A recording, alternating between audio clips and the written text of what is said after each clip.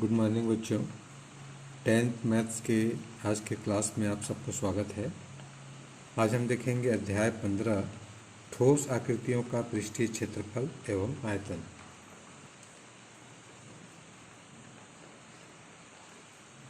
इसके अंतर्गत हम सबसे पहले जानेंगे आज घनाभ के बारे में।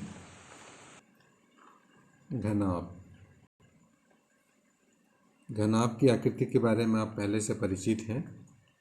कुछ घनाभाकार वस्तुएं आप अपने आसपास देखते हैं, जैसे कोई डिब्बा, कोई ईंट, आपका पुस्तक, ये सब घनाभ के आकार में होते हैं। घनाभ का चित्र कुछ इस प्रकार से होता है।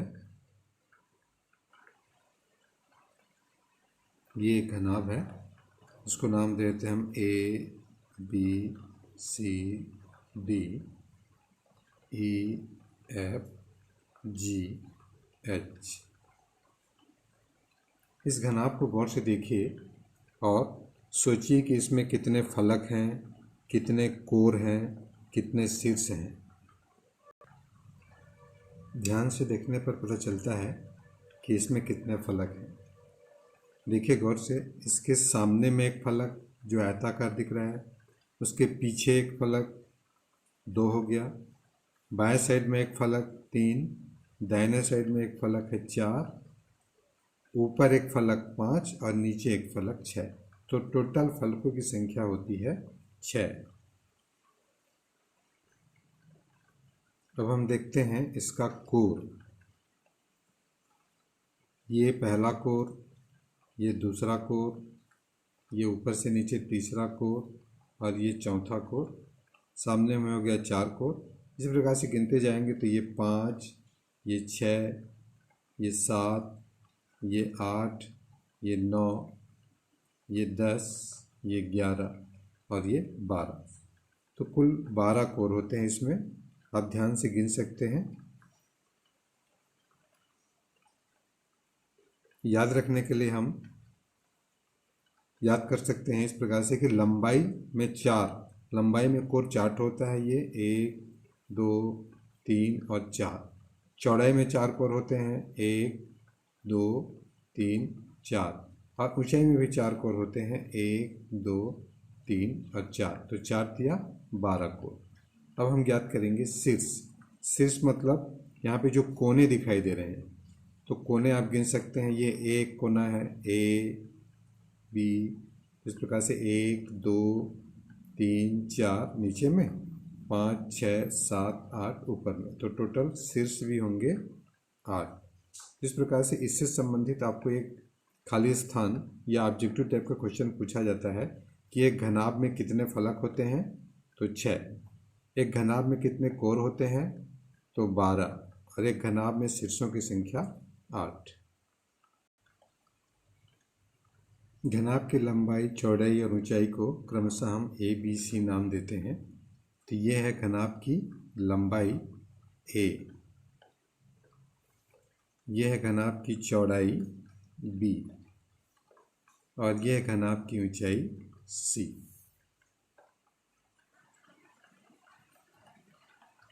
अब हम देखेंगे घनाभ का पृष्ठीय विकर्ण और आकाशीय विकर्ण। तो पृष्ठीय विकर्ण किसे कहते हैं, आकाशीय विकर्ण किसे कहते हैं, ये पहले जानेंगे, तब हम उसका मान निकाल सकते हैं। तो हम पहले देखते हैं पृष्ठीय विकर्ण। तो यहाँ पर आपको पहले बता दिया जा चुका है कि एक घनाभ में 6 पृष्ठ होते हैं, 6 फलक होते हैं। तो एक फलक को अलग करके हम बताते हैं उसका विकर्ण कितना होगा। मान लो इसके 6 फलकों में से कोई एक फलक ये है, इसको नाम दे देते हैं, मान लो A, B, C, D।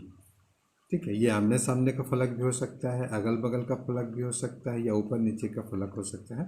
मान लो हम एक फलक लिए हैं, तो इस फलक का ये कहलाता है लंबाई, ये मान लो A है, और ये चौड़ाई है मान लो B। तो इसका विकर्ण ये पृष्ठीय विकर्ण कहलाता है। इसका नाम पृष्ठीय विकर्ण क्यों है, क्योंकि इस पृष्ठ पर बन रहा है ये विकर्ण, इसीलिए पृष्ठीय विकर्ण कहलाएगा। तो पृष्ठीय विकर्ण 2 होते हैं इसके, ये एक पृष्ठीय विकर्ण है और यहाँ A से C को मिलाएंगे तो दूसरा पृष्ठीय विकर्ण होगा, दोनों बराबर होगा। तो हम इस विकर्णों को निकालते हैं। तो आपको ये लग रहा है एक समकोण त्रिभुज के जैसा, ए डी और बी को ध्यान से देखिए, ये बी ए डी एक समकोण त्रिभुज है, तो समकोण त्रिभुज का कर्ण निकालना है और वही क्या होगा, इस पृष्ठ का पृष्ठीय विकर्ण। तो कर्ण का सूत्र आपको पता है कि कर्ण बराबर होता है वर्गमूल लंब का वर्ग धन आधार का वर्ग। कर्ण का वर्ग बराबर हमको पता है लंब का वर्ग धन आधार का वर्ग, या कर्ण बराबर लिखेंगे तो वर्ग इधर हट के क्या हो जाएगा, वर्गमूल, अर्थात कर्ण बराबर हो जाएगा वर्गमूल लंब का वर्ग धन आधार का वर्ग। तो इस सूत्र से हम पृष्ठीय विकर्ण निकालेंगे अभी।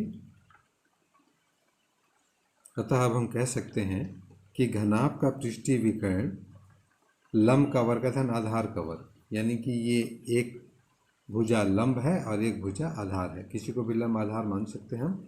तो फार्मूला क्या हो जाएगा, वर्गमूल के अंदर लंब का वर्ग यानी कि ए का वर्ग धन आधार का वर्ग यानी बी का वर्ग। तो ये सूत्र हो गया आपका घनाभ के पृष्ठीय विकर्ण का। अब हम देखेंगे घनाभ का आकाशीय विकर्ण। तो नाम से स्पष्ट है, आकाशीय विकर्ण जो आकाश में बने यानी कि खुली जगह में बने। तो आप एक कमरे में बैठे हो तो आपका कमरा ये क्या है, एक स्पेस है, एक आकाश है। तो ऐसा विकर्ण की कल्पना करो जो आपके कमरे में बनता हो, कमरे की दीवार में ना बने। कमरे की दीवार में जो विकर्ण बनेगा वो अभी देख चुके हो, वो कहलाएगा पृष्ठीय विकर्ण, ठीक है। और कमरे के अंदर जो बनता है विकर्ण वो आकाशीय विकर्ण। तो कल्पना कीजिए आप अपने कमरे का सबसे ऊपर छत में 4 कोने हैं और ज़मीन में 4 कोने हैं। तो छत के एक कोने को जमीन के विपरीत एक कोने से मिलाएंगे तो जो विकर्ण बनेगा वह कहलाता है आकाशीय विकर्ण। जैसे कि मैं ऊपर चित्र में बताता हूँ, एक घनाभ एक कमरे को देखिए आप, जैसे कि ऊपर एक चित्र था घनाभ का।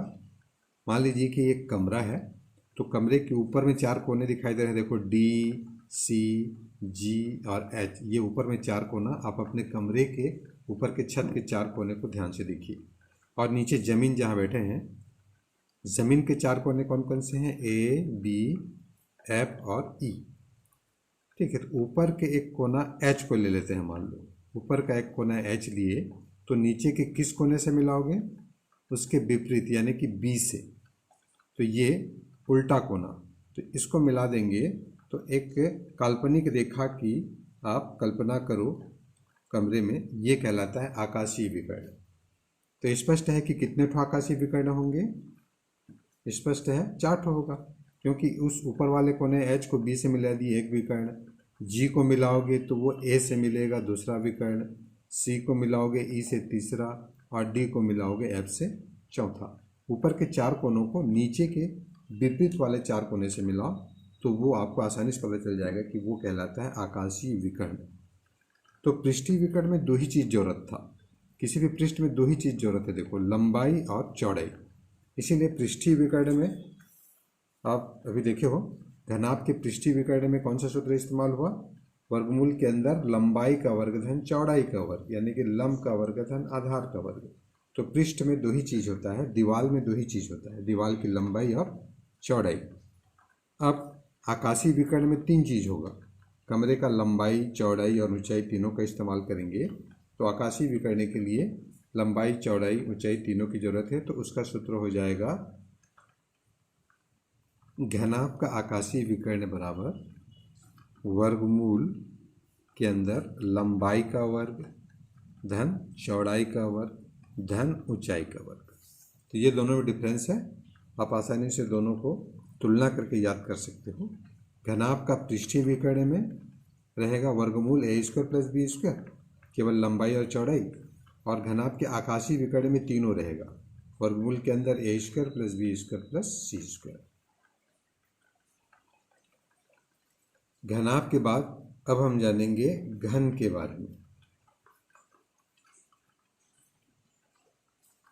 जब घनाभ की लंबाई चौड़ाई और ऊंचाई तीनों बराबर हो जाए तो वो घन कहलाता है। मतलब घन ऐसा षटफलक है जिसकी लंबाई चौड़ाई ऊंचाई तीनों समान है। अभी हमने घनाभ का लंबाई चौड़ाई ऊंचाई क्या क्या लिया था, लंबाई ए चौड़ाई बी ऊंचाई सी। तो अब घन का लंबाई भी ए, चौड़ाई भी ए, ऊंचाई भी ए लेंगे तो उसका आकार कैसा होगा। देखिए ये एक घन है, ये घन की लंबाई ए, घन का चौड़ाई भी उसी लंबाई का है मान लो तो ए, और ऊंचाई भी ए। तो इसका लंबाई चौड़ाई ऊंचाई तीनों ए है, और घनाभ में ये था ए, ये था बी, ये था सी। तो अब उस घनाभ के सूत्र की सहायता से हम घन का भी पृष्ठीय विकर्ण और आकाशीय विकर्ण निकाल सकते हैं।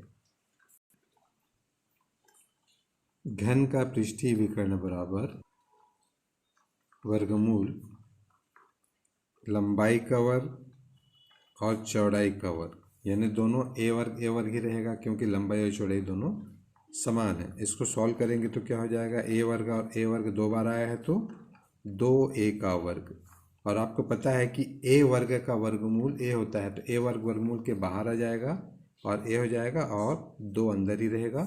इस प्रकार से आपका घन का पृष्ठीय विकर्ण हो गया ए वर्गमूल 2। तो आपको सूत्र याद रखना है, घन का पृष्ठीय विकर्ण ए वर्गमूल 2। अब हम देखेंगे घन का आकाशीय विकर्ण।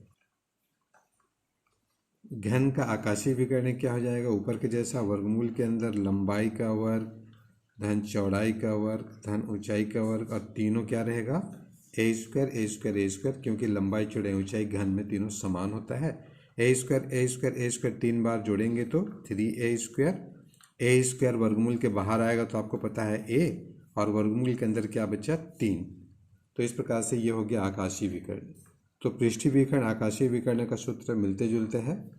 घन का पृष्ठीय विकर्ण बोलेंगे तो a√2, और आकाशीय विकर्ण बोलेंगे तो a√3। तो ये ध्यान दीजिएगा।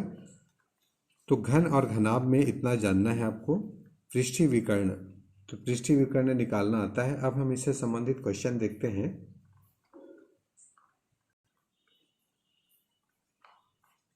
आपकी पुस्तक में उदाहरण 2 है, 6 सेंटीमीटर भुजा वाले घन के पृष्ठीय एवं आकाशीय विकर्ण की लंबाई ज्ञात कीजिए।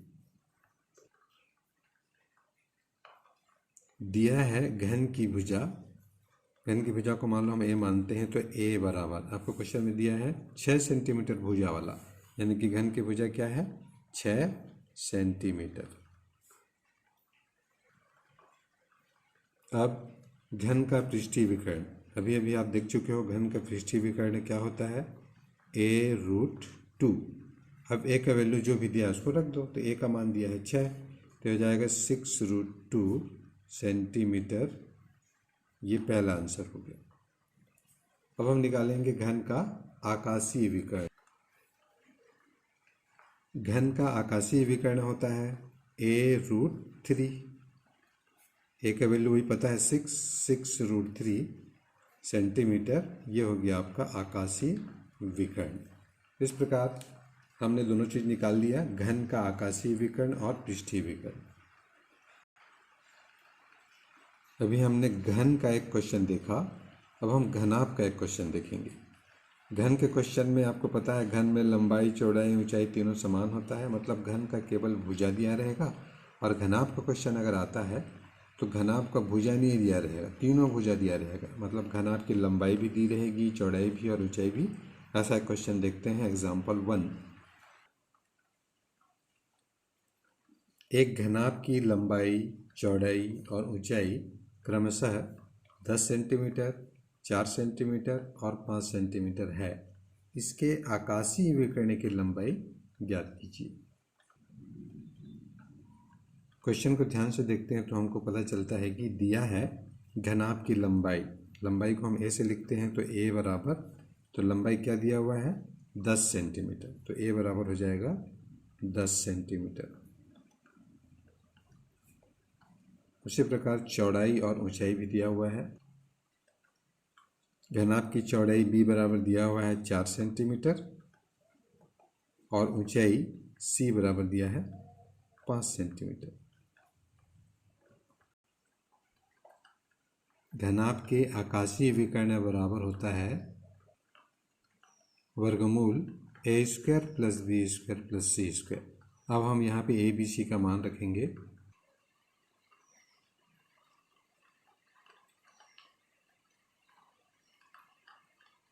ABC का मान रखेंगे तो वर्गमूल 10 का वर्ग धन 4 का वर्ग धन 5 का वर्ग, क्योंकि ABC का मान दिया हुआ है 10, 4 और 5।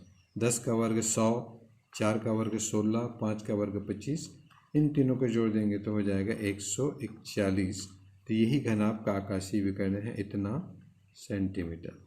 आप चाहेंगे तो वर्गमूल का मान दशमलव के 2 स्थान तक भी निकाल के दिखा सकते हैं, या यहाँ तक भी आप रोक सकते हैं। इस प्रकार से अब आप प्रश्नावली 1 बना सकते हैं। प्रश्नावली 1 बनाते जाएं और साथ में नोट्स भी कंप्लीट करते जाएं। आपको जब भी मंगाया जाएगा तो आप अपने नोट्स का फ़ोटो खींच करके भेजेंगे। प्रश्नावली 1 में उदाहरण 3 है, एक महत्वपूर्ण उदाहरण है, इसको जरूर बनाएंगे जैसे मैं अभी आपको दिखा रहा हूँ।